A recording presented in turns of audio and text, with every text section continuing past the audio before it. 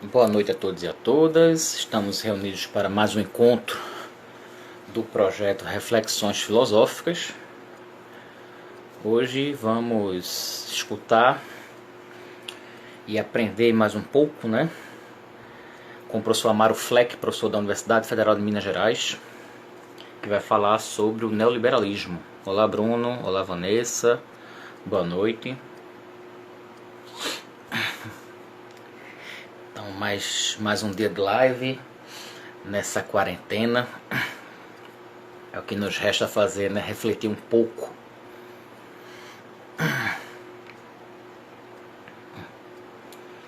Esperar só o professor entrar aqui para enviar a solicitação para ele.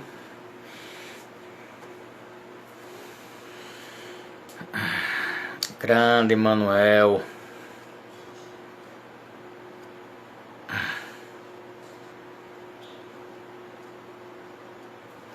Olá, Maiana. O professor Amaro entrou aqui. Deixa eu enviar a solicitação para ele. Olá, Bárbara. Olá, Denise.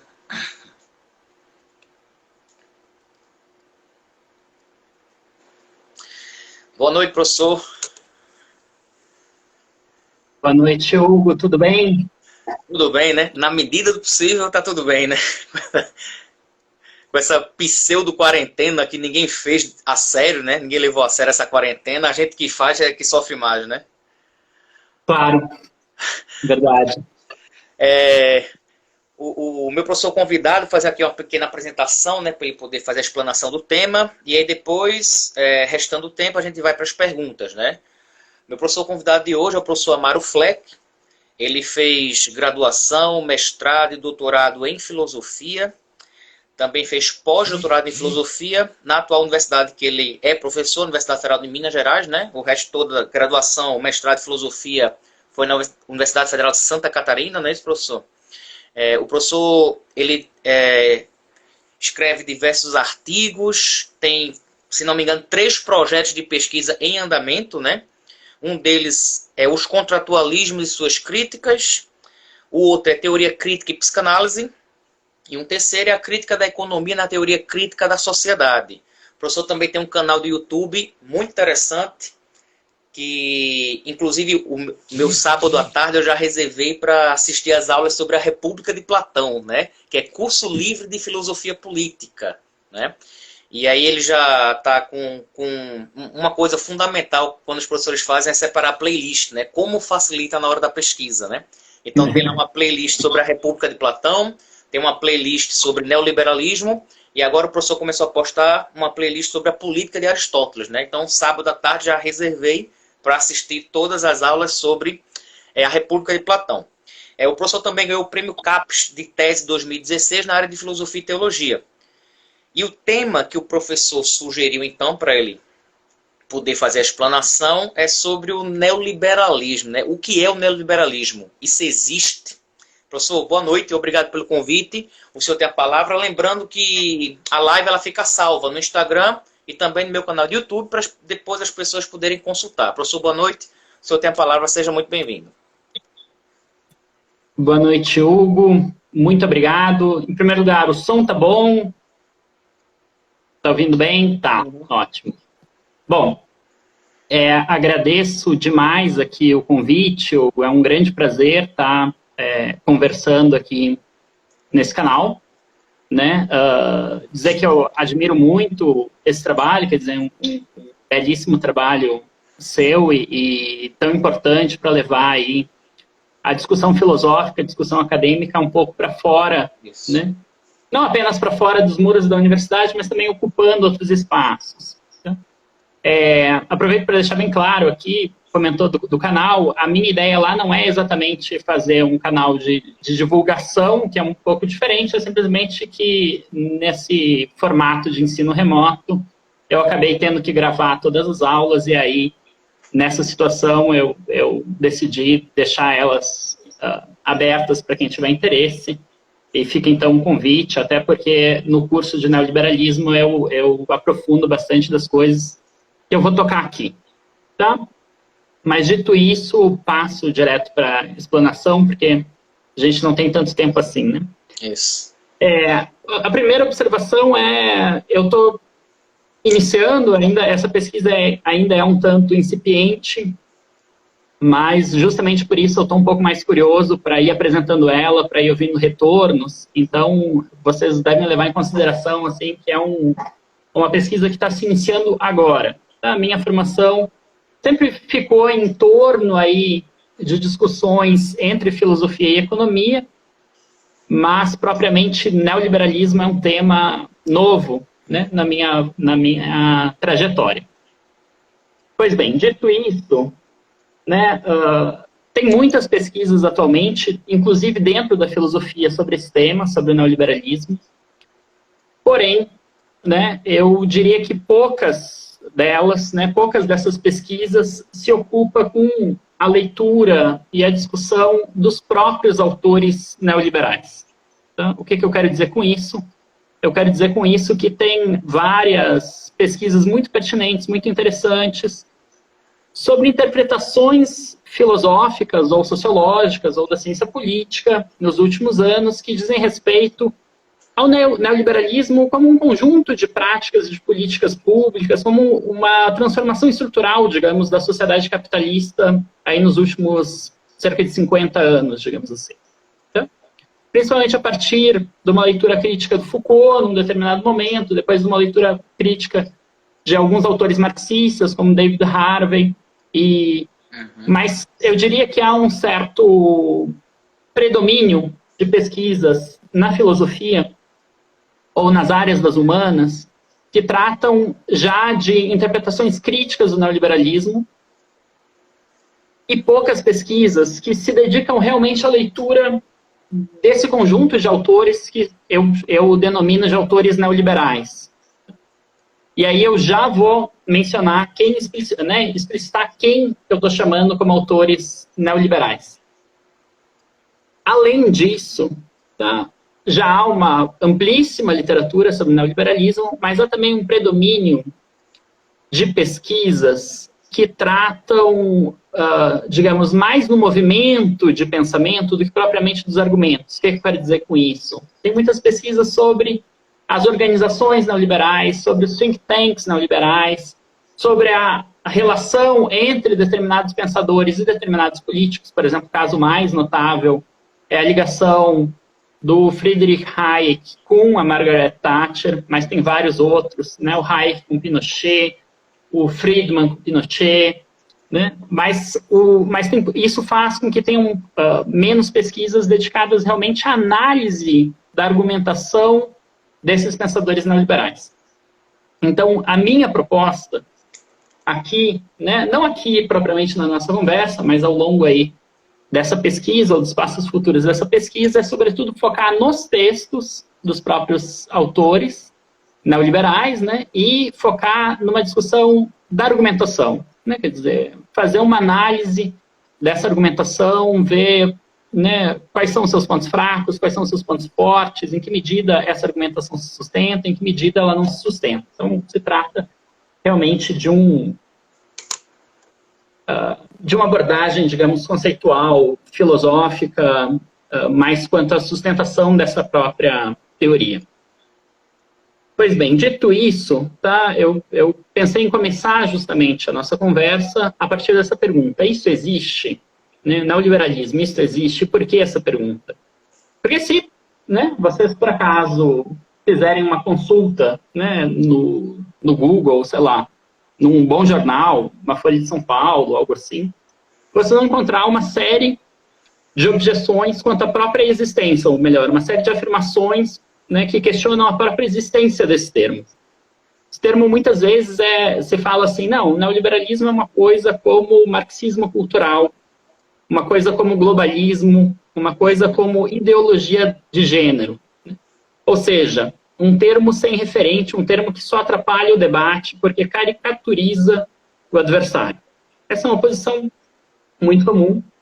E, ao mesmo tempo, muitas vezes aparece um argumento diferente, mas que contém uma certa semelhança, que diz que, muito bem, o neoliberalismo existe, e aí identifica o neoliberalismo com algo, por exemplo, o consenso de Washington é muito comum, né? Ou uma certa defesa de uma desregulamentação financeira muito desenfreada, e aí fala, neoliberalismo existe, mas isso foi uma política implementada, por exemplo, nos anos 80, nos anos 90, desde 2000 isso foi abandonado, porque a partir daí teve outras políticas econômicas e sociais, então, né, isso existe, mas já não é mais um conceito que serve para explicar o nosso tempo.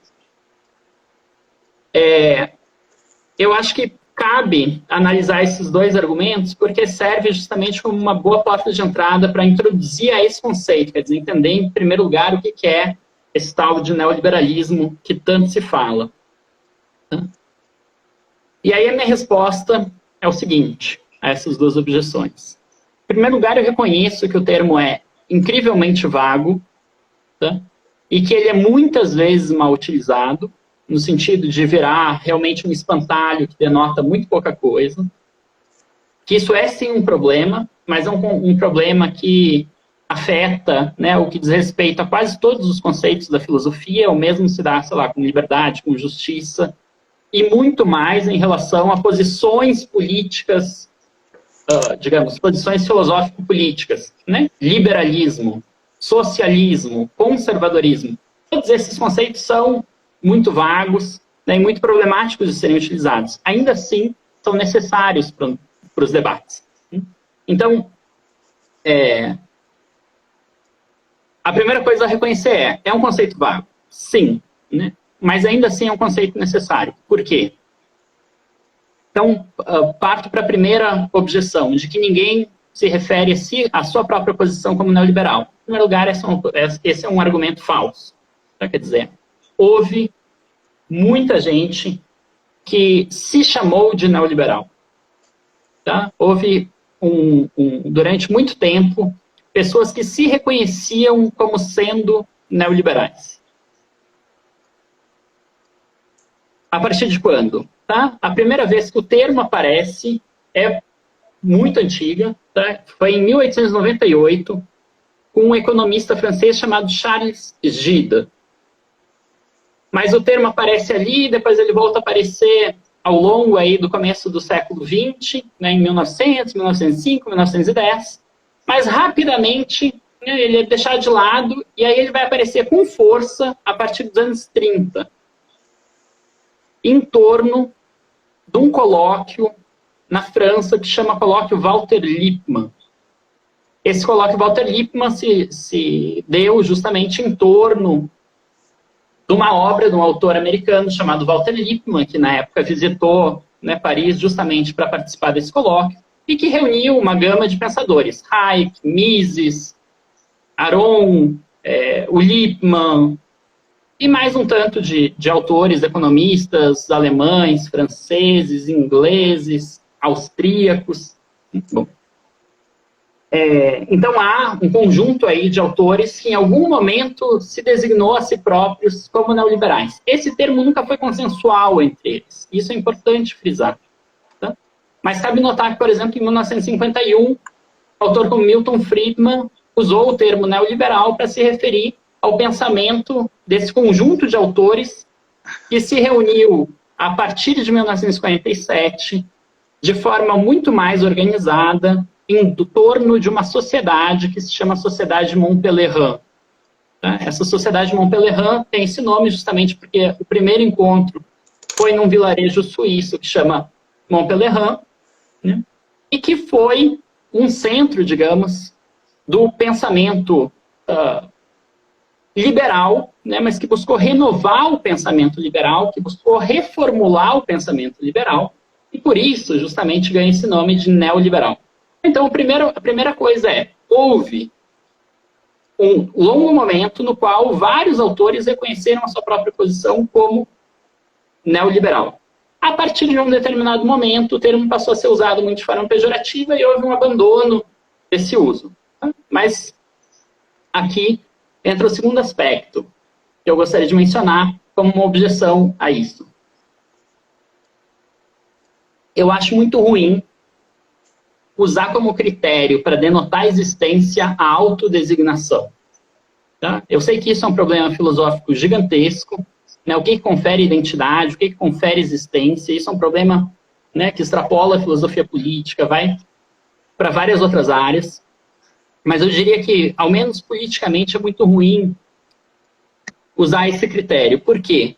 Em primeiro lugar, porque nos obrigaria a mudar a forma como a gente costuma compreender uma série de pensadores. Por exemplo, é muito comum a gente se referir ao pensamento de John Locke como se fosse liberal. É muito comum a gente se referir ao pensamento de Adam Smith como se ele fosse liberal. Porém, nem Locke, nem Adam Smith jamais falaram de liberalismo, né? Liberalismo é um substantivo que sequer existia naquele momento. A primeira vez que alguém vai usar o termo liberalismo é só no século XIX. Um autor, por exemplo, que é o patrono do pensamento conservador contemporâneo, que é o Edmund Burke, nunca usa a expressão conservadorismo e nunca designa a sua própria posição como conservadora. Ainda assim, a gente usa, né, liberal para se referir a Smith, a Locke, conservador para se referir a Burke. Então, em primeiro lugar, se a gente adotar esse critério, a gente vai ter que ser muito mais cuidadoso na forma como a gente costuma compreender aí a história da filosofia moderna e contemporânea. O segundo problema é que nem sempre um autor que se chama de liberal é liberal. Nem sempre a autodesignação é correta. E tem um caso, por exemplo, que eu acho que esclarece esse ponto. Existem muito mais pessoas que são racistas, são objetivamente racistas, do que aquelas pessoas que se reconhecem nessa posição. Tá? É muito difícil alguém falar assim, eu sou uma pessoa racista e eu defendo uma teoria racista. Né? Mas é muito comum encontrar pessoas que tratam mal, né, negros, ou que, né, adotam práticas excludentes em relação a pessoas de pele escura. Então, o meu argumento é simplesmente, da autodesignação, a gente não pode conferir existência nesse sentido. Tá? Ou seja, ainda que ninguém se reconheça como neoliberal, isso não significa que neoliberalismo não existe. O que é importante aqui é a gente entender quais são os elementos constitutivos do neoliberalismo e, a partir disso, identificar quem, né, se adequa ou não a essa posição. Bom, mas reconhecendo, né? Então, em primeiro lugar, há quem usou neoliberalismo por muito tempo. Em segundo, né, esse não é um bom critério para designar.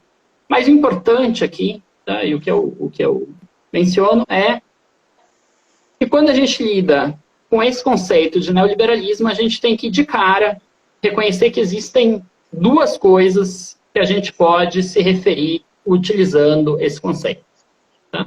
A primeira coisa é uma doutrina teórica, uma teoria que surgiu a partir da crise do liberalismo, tá? Que é mais ou menos ali no final do século XIX, no começo do século XX, o liberalismo, né, novecentista sofre uma profunda crise, uma crise de legitimação, né, uma crise na qual o liberalismo se cinge entre um conjunto de autores, de pensadores que né, que argumentam que é necessário pensar um mercado mais ou menos livre, né, mas que tem uma certa compatibilidade com mecanismos de proteção social, com mecanismos de intervenção estatal no terreno econômico,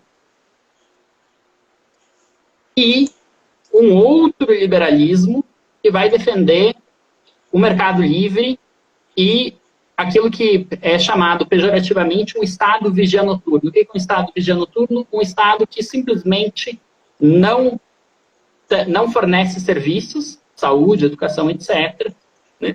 E nem assegura certas proteções sociais, aposentadoria, seguro-desemprego, seguro contra a invalidez e coisas do gênero. Ou seja, um Estado que se limita a fazer os contratos serem cumpridos, a garantir a ordem, né, e a proteger contra ameaças externas. Isso é o que é chamado de Estado vigia noturno. Né? Ele cumpriria apenas as funções de um guarda noturno.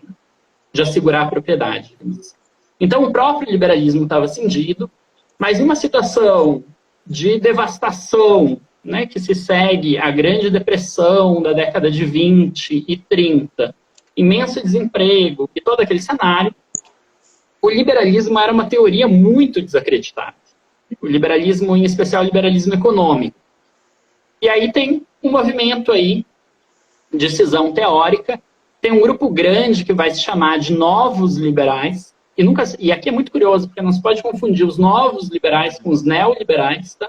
Os novos, talvez o exemplo mais claro de novo liberal seja o John Maynard Keynes, né, justamente um dos maiores proponentes aí no campo da economia de um Estado que intervém que por meio de políticas macroeconômicas intervém, assegura, né, uma certa estabilização, uma série de mecanismos para que a situação de desemprego e de crise não se perpetue.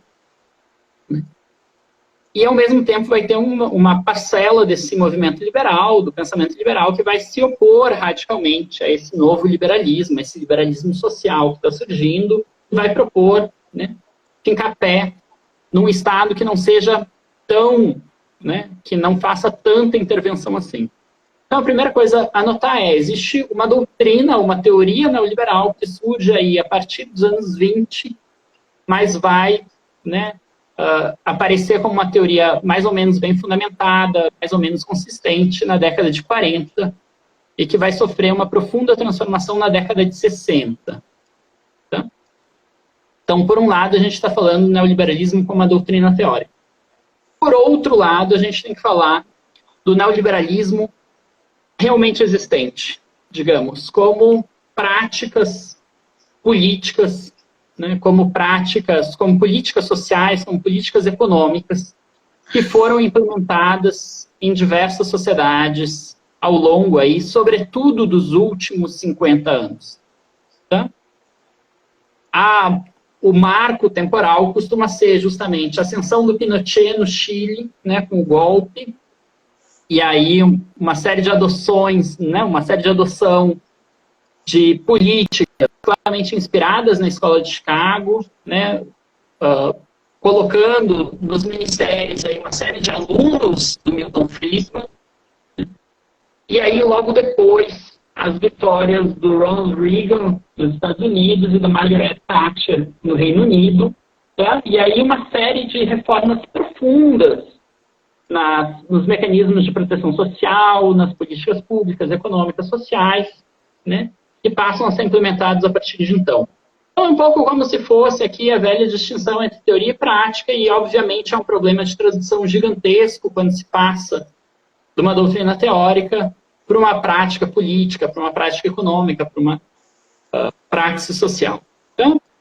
Então, a primeira coisa é distinguir, uma coisa é a doutrina, a teoria, outra coisa é a prática. Há uma continuidade muito clara, ou há uma inspiração por conta, né? Quer dizer, é claro que a Margaret Thatcher se inspirou no Hayek, é claro que o Reagan foi assessorado pelo Friedman, é claro que o Pinochet foi assessorado pelos alunos do Friedman, porém, né, é preciso notar que uma teoria nunca se realiza tal como os idealizadores dessa teoria pensariam que ela seria efetivada. Dito isso, né, então o que eu queria focar é apenas na primeira parte, ou seja, na doutrina neoliberal. Tá? No neoliberalismo como uma teoria, e aí o que eu queria aqui explicitar é tão somente o que eu considero ser o cerne do argumento neoliberal. Tá? Dito isso, o critério de identificação, então, tá, dos pensadores neoliberais é a participação na Sociedade Montpellier. Essa sociedade começou a se reunir em 1947, a partir de então se reuniu mais ou menos a cada 2 anos até hoje, né, em 2000, e agora não lembro quando foi o último encontro, mas faz pouco tempo. Tá? Então é uma sociedade que ainda existe. É claro que nem todo mundo que participou da Sociedade Montpellier pode ser considerado neoliberal. Por exemplo, né, tem uma participação aí em 2 ou 3 encontros do John Rawls, é evidente que o John Rawls não é um autor neoliberal, ele vai escrever a sua teoria da justiça justamente para se contrapor, talvez, àquele liberalismo, né, que seria encarnado, por exemplo, na teoria do Friedman, tá? Mas é ali que se desenvolve essa teoria. Então, eu diria, não se trata apenas da participação na sociedade montpellieriana, não é, né, apenas isso que faz alguém poder ser considerado não liberal. Eu diria que o critério é mais ou menos a articulação de um argumento comum que há nesse conjunto de pensadores. E que argumento é esse? Eu diria que o cerne da teoria neoliberal é um argumento que consiste em duas partes.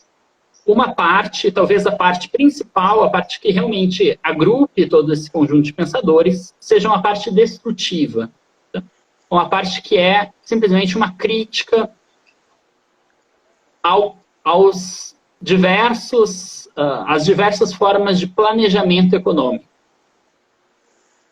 E essa crítica, essa parte destrutiva, ela também é composta de duas partes, né? De dois argumentos, no fundo.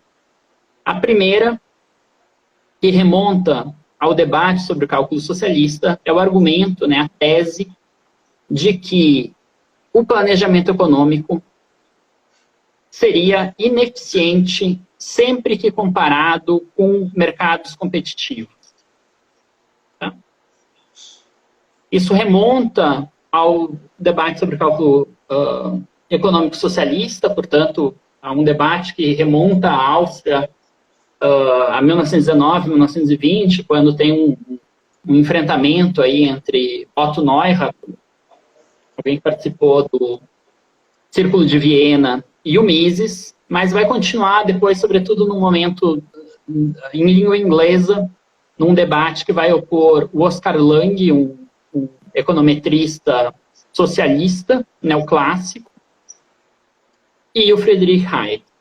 Então, a tese ali é que o planejamento é necessariamente ineficiente e, portanto, uma sociedade que adote o planejamento vai ser necessariamente uma sociedade pobre a longo prazo. Ou seja, uma sociedade que vai produzir pouco e distribuir mal esse pouco que ela produz.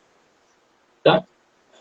Muito importante notar, o que eles chamam de planejamento é um conjunto muito heterogêneo de teorias, que podem ser teorias socialistas, que podem ser o que eles chamam de teorias coletivistas, o que nunca fica exatamente claro, mas que são todas aquelas teorias que, em alguma medida, sugerem a adoção, né, de medidas de planejamento econômico, ou seja, de direção da economia, da produção, onde alguém decide conscientemente o que vai ser produzido, como vai ser produzido e o que vai ser distribuído.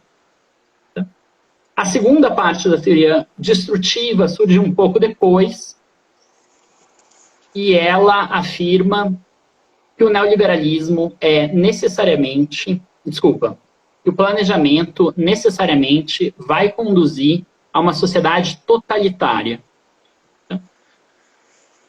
O Caminho da Servidão, do Hayek, a obra de 44, é talvez o caso mais claro desse argumento, tá? Onde esse argumento está melhor expresso. O que ele diz lá? Que haveria uma familiaridade, uma semelhança de família, uma afinidade eletiva entre socialismo e fascismo e nazismo, porque em todas essas sociedades, né, elas começam com medidas leves de planejamento, mas essas medidas vão criando uma espécie de ladeira escorregadia, onde cada vez mais planejamento é necessário, até o momento em que, né, essas sociedades acabam sendo inteiramente liberticidas. Quer dizer, o planejamento levaria a uma situação na qual, né, há inúmeras crises, e essas crises iam sendo cada vez mais concentrando o poder na mão de poucas pessoas, até que num determinado momento ela se tornaria uma sociedade totalitária, uma sociedade na qual inexiste liberdade. Então, esse argumento é muito bem expresso no Caminho da Servidão, mas é expresso também no livro A Boa Sociedade, do Walter Lippmann, e em diversos outros livros do mesmo período. É claro que esses dois argumentos, essas duas teses têm 1000 pontos fracos, seria muito o que debater aqui, mas eu diria claramente que aqui está digamos, o vínculo forte entre esses autores. A tese, por um lado, de que planejamento é ineficiente, por outro, que ele conduz a uma sociedade totalitária. Mas tem uma parte positiva também na doutrina neoliberal, que é a parte na qual se trata propriamente de uma reformulação do liberalismo do século XIX. Tá?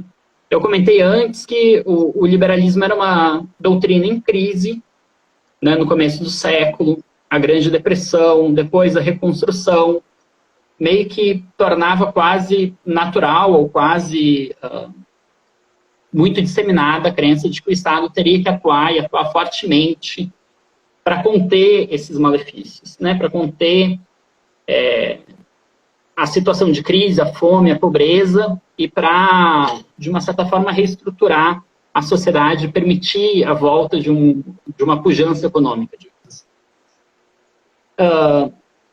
Então, num primeiro momento, tá, que eu marcaria aqui desde o colóquio Walter Lippmann, que acontece em 1938 na França, até pelo menos ali o começo dos anos 60, 62 talvez seria o ano exato para dizer a mudança, a doutrina neoliberal vai, grosso modo, defender apenas, tá, que a intervenção do Estado não seja demasiada. Eles falam assim, precisa ter Estado, o Estado precisa oferecer mecanismos de proteção social, o Estado precisa de vez em quando intervir na economia, porém isso que a gente está vendo no Reino Unido, isso que a gente está vendo nos Estados Unidos da América, com o New Deal, no Reino Unido, com o plano Beveridge, né, e muito mais depois com governos trabalhistas, é demasiado, né, o Estado está intervindo demais, as liberdades estão... A antiga liberdade econômica está sendo contida demais e isso vai acabar mal. Então, soava mais como uma advertência que falava, mas que reconhecia a necessidade de um certo Estado e de uma certa política estatal. Ao mesmo tempo, os teóricos neoliberais, né, prezavam muito por uma interdisciplinaridade no interior da sociedade de Montpellier, por isso Raymond Aron participou dos encontros, né, um sociólogo importantíssimo, Michel Polanyi, Karl Popper, né, filósofos iam no evento, assim como economistas, cientistas políticos, etc. Então tinha uma interdisciplinaridade forte, mas tinha também, né, um argumento muito crucial, né, que unia quase todos ali, que era uma certa crença em ordens espontâneas. Ou seja, um liberalismo que sofria uma transformação profunda, porque ele encontrava aqui um argumento muito próximo aos conservadores. O que é esse argumento das ordens espontâneas? O Hayek é novamente... Aqui é o Michel Polanyi, junto com o Hayek, quem melhor expressa isso. Tá? É a ideia de que o mercado não é uma entidade natural, como pensavam os antigos economistas liberais, né? Não se trata de haver um mercado natural, mas ele tampouco é exatamente um artifício, ou, ao menos, tampouco é um mecanismo intencionalmente projetado para resolver determinados fins. Ele é uma coisa que não é nem natural, nem artificial, né? Nem natural, nem convencional. Ele é isso que eles vão chamar de espontâneo.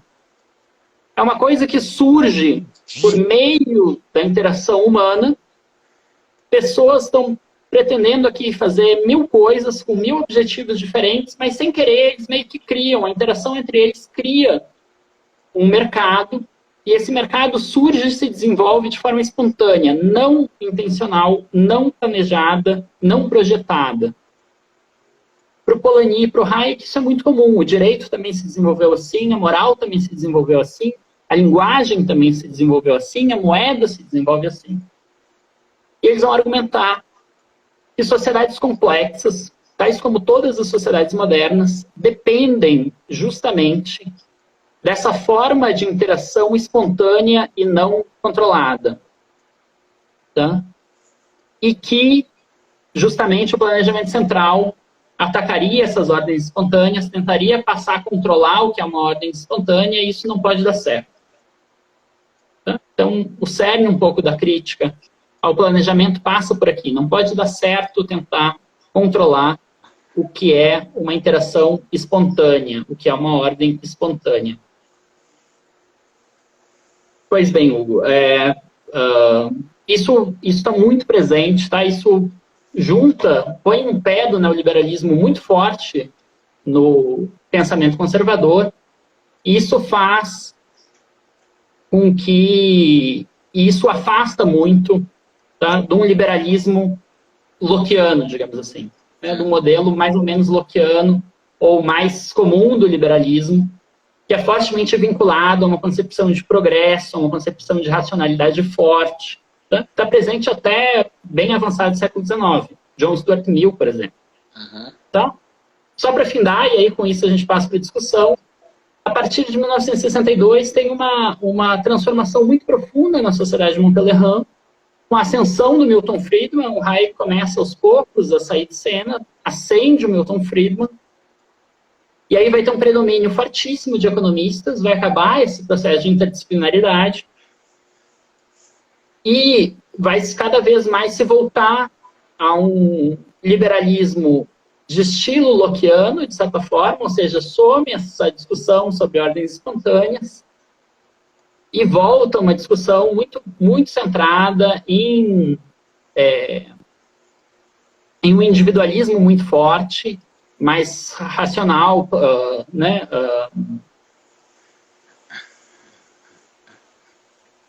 Com uma ideia de progresso forte, mas muito vinculada a uma noção de empreendedorismo e de responsabilização. E aí é muito curioso aqui, né? Há contrastes radicais entre Hayek e Friedman. Hayek diz: responsabilidade é uma ficção, essa história de mérito não existe. O Friedman vai dizer quase o contrário, né? É preciso evitar um Estado paternalista, porque os indivíduos se tornam irresponsáveis a partir do momento que o Estado garante determinados mecanismos de segurança. Então, ele vai focar muito nessa questão da responsabilização. E aí, isso dá para fazer um contraste, mas acho que eu já falei demais e seria bom ter alguma conversa. Obrigado. Muito obrigado, professor. Eu separei aqui algumas perguntas, e aí a primeira pergunta que eu gostaria de fazer ao senhor é assim: eu atualmente dou aula principalmente para terceiro ano e alunos que vão fazer cursinho, né? Já dei aula em graduação, em curso de especialização, mas hoje meu foco é esse. E eu me deparo muito com algumas interpretações que vão para o nível do senso comum, né? E o neoliberalismo é um desses termos que muitas pessoas utilizam sem ter muita ideia do que seja, né? Então é sempre muito bom, muito interessante você escutar a concepção do neoliberalismo a partir de alguém que estuda neoliberalismo, né? Para não criar também essas deturpações de conceitos, de pensadores, né, que nós temos.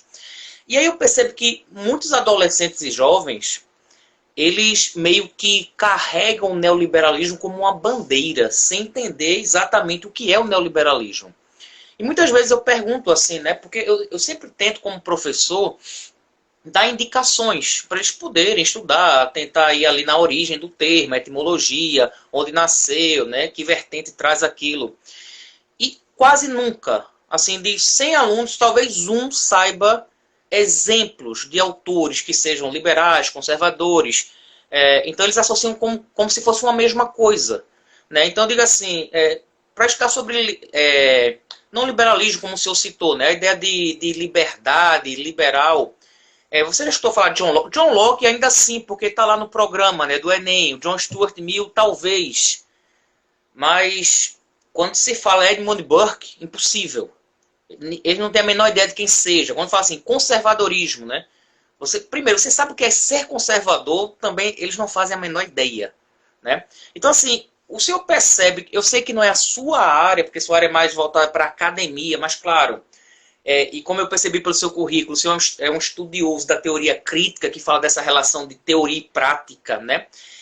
Mas assim, no dia a dia, na percepção de mundo, o senhor percebe que as pessoas que defendem muito o neoliberalismo é meio que no sentido de uma razão instrumental ou até mesmo de um sentido irracional da não compreensão do que é o termo? Obrigado, Hugo. É uma ótima questão. Na verdade, eu tinha até anotado aqui como última coisa para falar, mas, enfim, eu achei que eu me estendi demais e aí eu quis cortar, mas isso foi uma ótima questão porque eu posso justamente entrar nisso.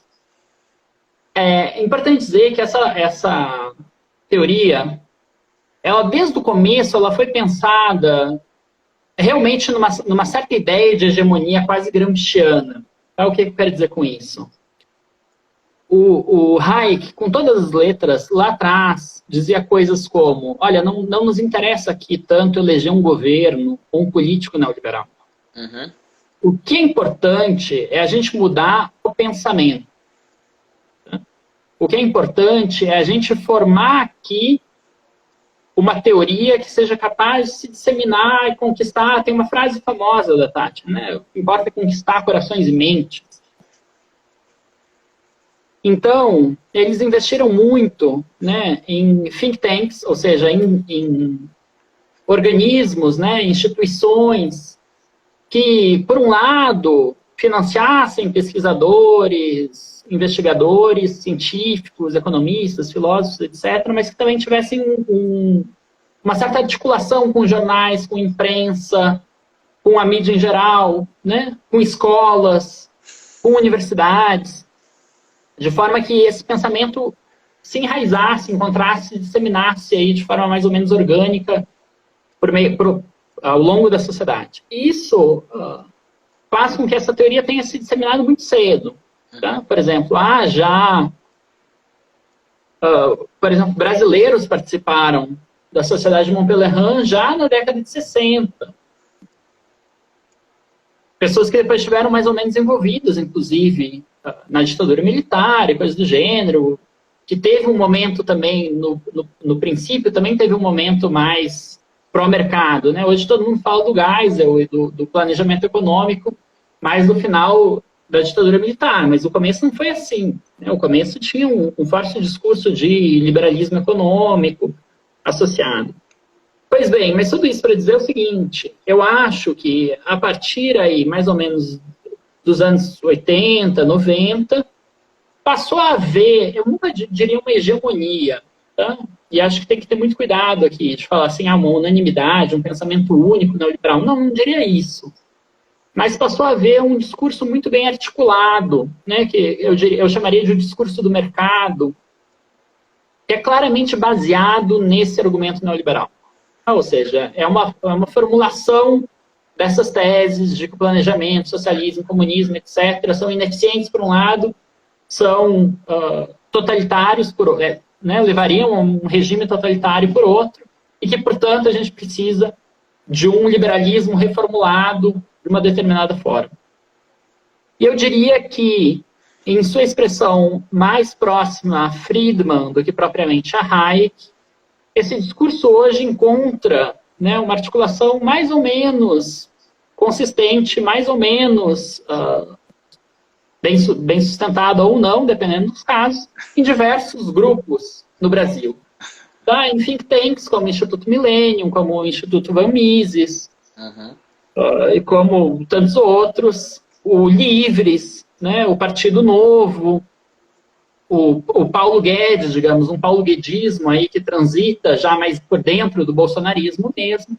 É claro que tem nuances em cada um desses movimentos, mas eu diria, há um discurso, digamos, um discurso do mercado mais ou menos articulado e que claramente reproduz, né, o argumento neoliberal. Então, eu diria, isso está presente na nossa sociedade e isso é muito forte na nossa sociedade. Tá? Eu não acho que isso seja hegemônico no sentido, se a gente for numa periferia, mesmo que as pessoas assumam um certo discurso de empreendedorismo, é muito claro que elas esperam, né, que tenha uma escola funcionando e funcionando bem, e é muito claro que elas esperam que tenha um posto de saúde funcionando e funcionando bem. Elas querem a presença do Estado ali. Tá? Porém, eu diria, enquanto que, digamos, um neoliberal argumentaria que os pais deveriam, no máximo, receber um voucher para matricular os filhos numa escola privada, ou que as pessoas deveriam pagar um seguro para ter acesso há um mecanismo de proteção à saúde, porque seria liberticida esse Estado paternalista que cuida de ti quando fica doente ou que vai educar o teu filho caso tu decida, né, reproduzir a espécie. Então, eu diria, olha, né, se não está presente na periferia, ou se não está muito presente na periferia, ele certamente faz a cabeça, digamos, de uma parte muito importante, não tanto porque ganha em termos de votos, mas porque mobiliza, está muito mais presente dentro, sei lá, de jornais, da mídia, em especial, né, do empresariado, que faz um lobby gigantesco na Câmara dos Deputados, no Executivo, etc. E por causa disso, tem uma capacidade de mobilização e de fazer, né, acontecer gigantesca. Então, dito isso, tá? Só para dizer, tem uma influência muito grande e, de certa forma, a gente vive, sim, uma sociedade neoliberal, né, uma sociedade no qual esse pensamento neoliberal, se não é hegemônico, ele é hegemônico na cúpula, tá? Na sua elite.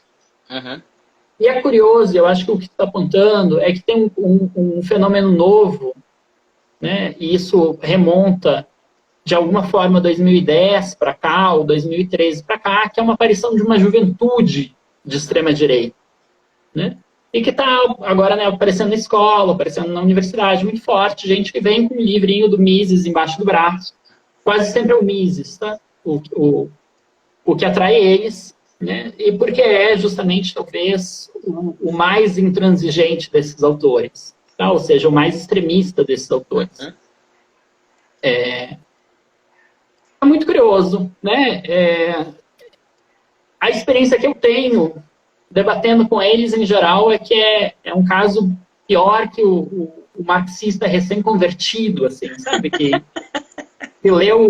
ouviu pela primeira vez falar do Manifesto do Partido Comunista e está achando que a Revolução Proletária vai acontecer amanhã. Tem uma coisa, assim, da conversão muito recente, da primeira vez que eu vi um argumento mais ou menos, e aí eles defendem coisas malucas, assim, absurdas. E mesmo assim, é muito raro, né? Quer dizer,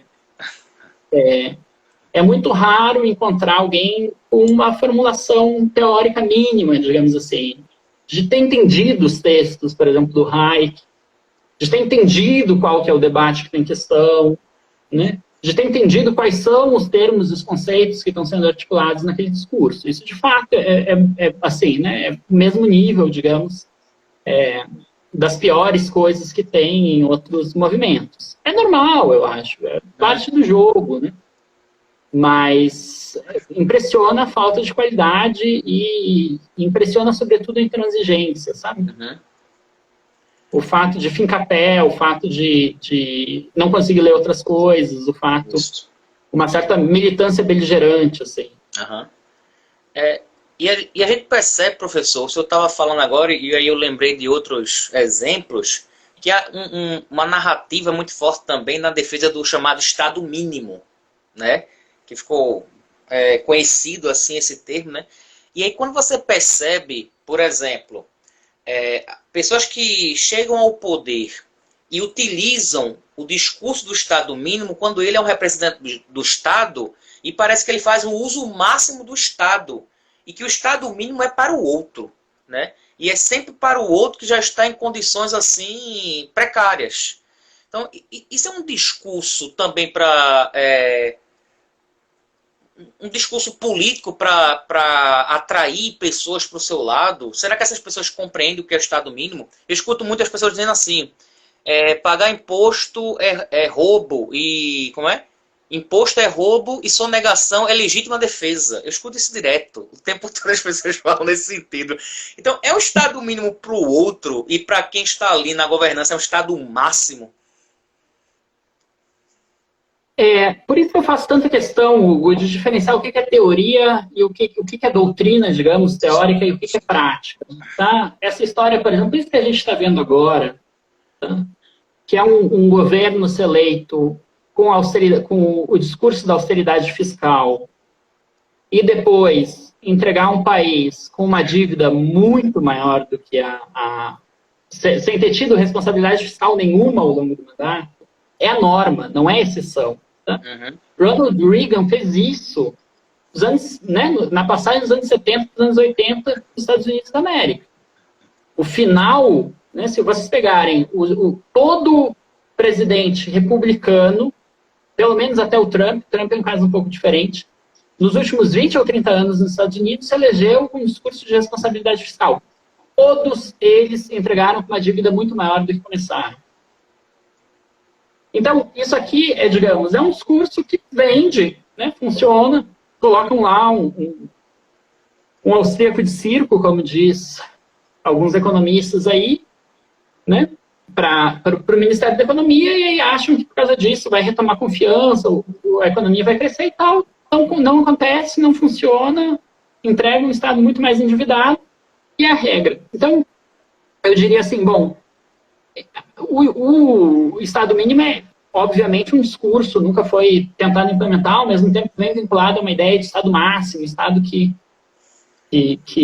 vai vigiar muito mais a vida dos indivíduos do que outros, né, do que outros governos faziam. Quer dizer, está muito mais voltado aí a controlar a sexualidade, impedir, sei lá, né, que uma criança faça aborto depois de ser estuprada, é uma coisa desse tipo, né? Quer dizer, bom, isso é um Estado máximo, um Estado que está, né,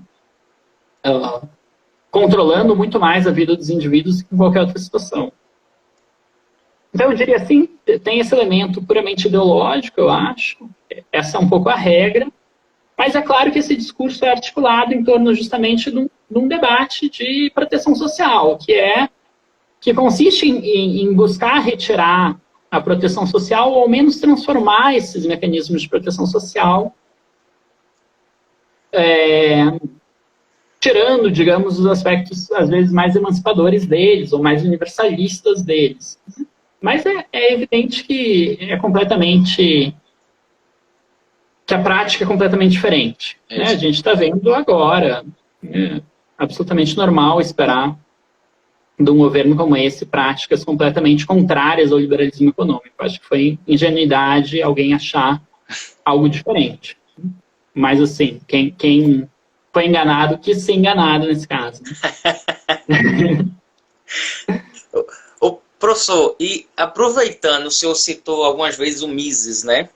E aí o tema que o senhor sugeriu é assim, né? O que é o neoliberalismo? Isso existe? E aí, indo um pouco ali para essa ideia do Mises, o que é o anarcocapitalismo? Isso existe? Ou é uma utopia? É uma tentativa de associar dois conceitos que não coadunam? Ou realmente faz sentido o termo anarcocapitalismo? Não faz sentido nenhum, mas só para indicar aqui uma coisa, o Mises não é propriamente... Ele é um dos raros autores que, embora participe do Colóquio Walter Lippmann, que embora participe da Sociedade Montpellier, muitas vezes ele não é reconhecido como um neoliberal, ele é chamado de paleoliberal. Porque ele seria mais próximo do liberalismo do século XIX, não do tipo John Stuart Mill, tá? Nem do tipo Alexis de Tocqueville. Mas do tipo, talvez, do liberalismo de Manchester, tá? Do Cobden e Bright, que são justamente aqueles que falavam assim, não, olha só, o Estado está acabando com a liberdade de contratar crianças de 3 anos para limpar máquinas. E isso é um Estado totalitário, isso é um Estado que acaba com a liberdade, não sei o quê. Né? O tipo de liberalismo econômico mais arraigado do começo do século XIX, que buscava se contrapor a toda e qualquer regulação do mercado de trabalho, salário mínimo, aposentadoria, esse tipo de coisa. Então, o Mises é um caso um pouco atípico ali. Ele talvez seja o mais intransigente dos intransigentes. Eu diria que todos os autores neoliberais são bastante extremistas em algum sentido. Tá? Eles não são autores, digamos, do meio do espectro político. Eles estão todos, né, na extrema-direita. O fato é que o movimento... Né, o nosso, digamos, espectro político se moveu tanto à direita que esses caras passaram a ser vistos mais ou menos como moderados. Mas, né, nos anos 40, por exemplo, eles eram vistos como extrema-direita. Hayek, por exemplo, Friedman e companhia. Bom, dito isso, eu diria, lá atrás tem o Mises, tá, que é muito mais um paleoliberal, Depois vai ter um movimento ali onde os neoliberais não são tão radicais assim, são um pouco mais moderados. E aí depois com o Friedman volta essa história de acabar com o Estado mínimo, Estado realmente muito enxuto. Tá? A partir do Friedman vai surgir todo tipo de maluquice aí para anarcocapitalismo e tal, como uma espécie de exagero de exagero. Sabe? É evidente que é uma utopia, porque, em primeiro lugar, o surgimento do Estado moderno se dá ao longo da expansão do capitalismo e é ele que garante as condições para que o capitalismo se dissemine, se desenvolva, né? Instituindo moeda, instituindo os mercados e tudo mais, regulando, criando mecanismos de proteção social e de regulação social para que esses mercados funcionem. Mas isso seria um assunto bastante extenso. Uhum. O Juninho colocou aí, pode fazer pergunta? Pode sim, Juninho. Aproveita que vai ser a última, que falta aí 3 minutos e meio. Pode fazer, viu, Juninho? Que o professor responda essa pergunta e eu já encerro, porque eu tenho aqui mais perguntas, mas não daria para responder. Será que o Juninho está escrevendo? Enquanto o Juninho escreve, tem outros termos também, né, professor, que são muito comuns agora, né, que é o liberal na economia e conservador nos costumes, né? E aí eu não sei o que é mais difícil de identificar, se a pessoa realmente é liberal ou se realmente ela é conservadora, né? Porque tem um conservadorismo também que é da boca para fora, né? Tem uns discursos que se dizem conservadores, mas que há alguma coisa escusa, obscura ali atrás, né? Que depois, quando é revelado, né? E assim, a gente já aponta, não, esse discurso é hipócrita e tudo, mas quando é revelado, parece que assusta muita gente, né? Eu nunca fico assustado, inclusive. É exatamente dessas pessoas que eu espero alguma coisa nesse sentido. Mas há uma afinidade eletiva entre... Depois que o liberalismo se cinge em vários liberalismos, no final do século XIX, começo do século XX, há uma afinidade eletiva muito forte entre, justamente, esses autores mais neoliberais e os conservadores. Tá? E há inúmeros elementos em comum. Muito embora, né, pelo menos autores como Hayek, Friedman em especial, sejam bastante contrários ao conservadorismo em alguns aspectos, pelo menos, sei lá, o Friedman vai propor coisas, sei lá, quem quiser abortar, aborte, quem quiser usar drogas, use, né? Mas tem um amplo conjunto aí que compartilha, digamos, de um conservador nos costumes e liberal na economia. E isso não é nada novo, tá? Esses dias um amigo me mandou uma minuta de uma discussão do movimento do instituto chamado IPES, que era um think tank mais ou menos próximo aí ao neoliberalismo nos anos 60 no Brasil, e tinha essa frase: a gente só é liberal na economia, a gente é conservador nos costumes. Tá? Isso é uma minuta de uma reunião de um think tank nos anos 60 no Brasil. Um think tank que claramente apoiou o golpe, né? O golpe militar. O Juninho colocou a pergunta, disse assim, disse que era aluno do seu curso de filosofia política e botou assim: eu posso retirar um desprezo da democracia do pensamento do Hayek? Sim. Pode. Um desprezo não, né? Mas o Hayek fala claramente numa entrevista, por exemplo, que ele fez no Chile nos anos 70, que ele prefere uma ditadura liberal a uma democracia totalitária.